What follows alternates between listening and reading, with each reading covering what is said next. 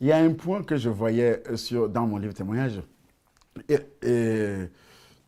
à propos des démons en chair.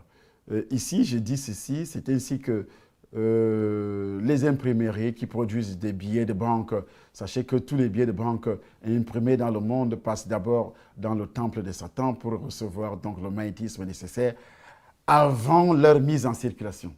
C'est très important. Tous les billets de banque du monde entier. C'est pourquoi la séduction au niveau des richesses aujourd'hui est tellement grande, où les gens peuvent détruire toute une nation à cause des richesses, à cause de l'argent. Le pétrole aujourd'hui, s'il y a le pétrole quelque part, je dis bien s'il y a le pétrole quelque part, il y a la guerre, il y a le tout, le sang doit être versé. S'il y a les matières premières dans un pays, le sang doit être versé.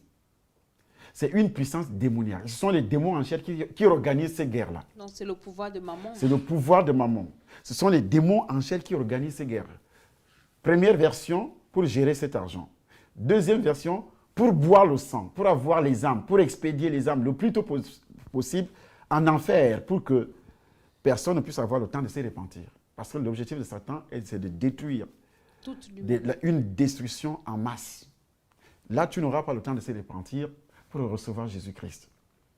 Donc, c'était une parenthèse par rapport à la question qui m'a été posée. Oui, et pour dire aussi que pas seulement les billets de banque, tout ce que nous avons, les vêtements, donc on doit tout sanctifier avant. Oui, on va revenir là-dessus tout à l'heure, parce que pas tout à l'heure, nos prochaines émissions sur le témoignage, parce que les prochains chapitres nous parlent de ça, ma progression. Là, je suis encore en train de vouloir signer une alliance pour que je sois accepté. D'accord. Parmi les satanistes. Là, j'étais encore au stade de la sorcellerie, tout alors, simplement. on vous faisait encore visiter. Visiter. Pour maison. m'amener, quand les gens disent « Ah oui, il était en enfer, pourquoi il est revenu? Pourquoi il n'a pas été brûlé ?» Non, je n'étais pas en enfer. On m'a fait visiter de loin ce qui se passe pour m'influencer, pour me demander que si toi, tu ne me sers pas à 100%, tu viendras passer. Là, Satan est en train de te mentir, te tromper que si tu ne le sers pas à 100%, tu passeras déterminé. Et que c'est lui qui va t'envoyer. Or, c'est Dieu qui envoie tous ceux qui ne reçoivent pas Jésus. Lui-même, il doit aller. Lui-même, il doit aller. Il n'est pas encore allé, mais lui-même doit vous suivre. Donc, tous ceux qui meurent aujourd'hui sans Christ, ils vont directement dans les flammes. Et les chrétiens... Les gens disent que Satan trompe les chrétiens par la bouche des démons en chair, que l'enfer n'existe pas encore. Oh là. Voilà un autre mensonge de Satan. Lisez Apocalypse chapitre 9. Ça n'a jamais été une parabole, comme les gens le disent. Lisez le livre de Luc chapitre 16, verset 19. Ce n'est pas une parabole. C'est une situation que Jésus-Christ... Qu'est-ce qu'on appelle parabole? C'est une illustration, tout simplement. C'était une révélation que Jésus nous apportait. Voilà, une révélation de ce qui existait que Jésus nous apportait dans le livre de Luc. Et vous appelez ça parabole. Mais lisez parfaitement votre Bible, votre parole. Si vous n'avez pas le Saint-Esprit, rentrez dans je ne sais où. Donc, l'enfer, ce n'est pas seulement pour ceux qui ne croient pas, qui n'ont pas reçu Jésus, mais même ceux qui ont reçu Jésus. Et qui vivent délibérément dans le péché. Et qui sont tués dans la sorcellerie. Donc, s'il y a un membre de votre famille qui est mort de sorcellerie, il n'est pas au ciel, il est en enfer. Il est en enfer. Donc, nous sommes toujours dans le voyage astral. Vous avez rencontré des déesses, la reine d'Osaka, les reines des côtes. Parlez-nous un peu de ça. Oui, je le dis ici à la page 51. Au cours de cette visite astrale dans le royaume des ténèbres, j'ai pu côtoyer des déesses, les reines de la côte, des chefs des légions. Oui, chefs des légions. Les chefs des légions. Chefs des démons, des milliers de démons. Voilà. Lorsque le prophète Daniel, la Bible dit que le prince de la région de Perse, qui avait résisté à l'ange qui a mené la réponse à Daniel. Après ces 21 jours de prière. Après ces 21 jours de jeûne et de prière. Oui. Il y a un prince de cette région, dont le chef qui commandait des légions. Mais ici, il s'agit d'abord des démons en chair. Il faut faire très attention. Là, il y a des démons dominateurs, le prince de la puissance de l'air, qui sont en l'air. Mais il y a d'autres qui sont des démons en chair, qui vivent avec nous.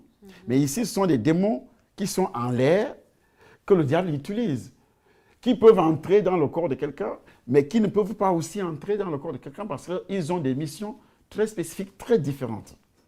Donc, je disais qu'ils étaient régulièrement punis à cause des relations ou des liens de mariage qu'ils avaient tissés avec une personne délivrée par Jésus-Christ.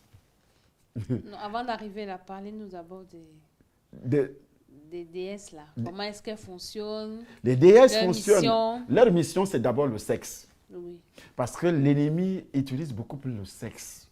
Dans toutes les sociétés secrètes, le sexe est beaucoup plus utilisé pour polluer, pour détruire, pour Que arracher, ce pour soit voler. physiquement, que ce Que soit ce soit dans les physiquement, rêves, que ce soit dans les rêves. spirituellement. Une fois que tu as des rapports sexuels hors mariage, je dis bien hors mariage, avec un homme, que tu sois enfant de Dieu, que tu sois serviteur de Dieu, que tu sois païen et que tu aies un rapport sexuel hors mariage ou avant le mariage, tu es dévoré, tu viens de signer un pacte. Homme de Quand Dieu, on a même- parlé même des quand- prières même hier. quand vous êtes marié et dans les rêves. c'est Non, je une dis, forme nous ne touchons pas encore les rêves. D'accord, Nous c'est sommes dans le le physique. physique, d'accord. Dans le physique. Que hors mariage, que tu es marié et tu vas avec un homme ou une femme qui n'est pas ta femme. Ou bien, avant le mariage, toute personne qui s'est fait dévierger. Hier, vous avez dit ça à la prière. Et on a prié pour ça. Oui, on a prié pour ça. Donc, il y a des femmes qui se sont mariées, qui sont mariées aujourd'hui. Mais ça, c'est la deuxième alliance qui n'est pas considérée. La première alliance, qui est le véritable mariage, c'est le jour que tu t'es fait dévierger par un homme, ou bien l'homme qui s'est fait dévierger par une femme. Ton tout premier rapport sexuel. C'est ça la première alliance, c'est ça le mariage. Donc, si tu es marié physiquement aujourd'hui, alors que tu avais connu un homme avant de se marier, ou 2, 3, 4, 5, mais le premier là, ça a été une alliance. C'est pourquoi cette alliance-là est toujours accompagnée par le sang. Quand on dévierge, il y a le sang, il y a la fille qui saigne, il y a l'homme également, toutes les sécrétions vaginales, ou bien le sperme de l'homme, c'est toujours le sang. Voilà les éléments qui sont beaucoup plus utilisés dans cette alliance. Et cette alliance, on ne peut pas être délivré de cette alliance si on ne confesse pas, si on ne se répand pas, on ne confesse pas. Tu peux entrer dans la maison d'un homme marié légalement avec un homme, mais tu as la première alliance qui n'a jamais été. Tu es marié ailleurs, spirituellement, avec l'homme, l'esprit de l'homme qui t'avait déviergé, avec les démons qui étaient sur lui. Parce que tu étais devenu même corps, selon l'évangile que nous prêchons. La parole de Dieu dit, lorsque tu entres en contact physique par rapport sexuel avec un homme ou une femme, tu deviens même corps. Donc c'est une alliance. Et pour que cette alliance soit brisée, il faut d'abord l'identification, dans la repentance. On identifie. J'ai eu un contact sexuel avec mon premier homme qui s'appelait Tan, où il m'avait violé, où c'était consentant. Bon, j'ai accepté. La confession se fait en détail. En détail, ça doit être en détail. C'est pas en gros. C'est ça la délivrance. C'est ça la délivrance. Mais sans ça, il n'y a pas de délivrance sur ce point-là. L'ennemi va continuer à contrôler. Oui, parce que c'est un point d'ombre. Voilà, c'est pourquoi les esprits vont passer par cette alliance pour te harceler, qui vont coucher avec toi, étant déjà marié. De pareilles femmes voient toujours dans les rêves qu'il y a un troisième homme qui est couché entre elle et son mari. Ou bien les hommes voient qu'il y a un homme qui est couché entre lui, une femme qui est couchée entre lui et sa femme. Ou bien c'est le désordre qui commence dans la famille, dans votre relation.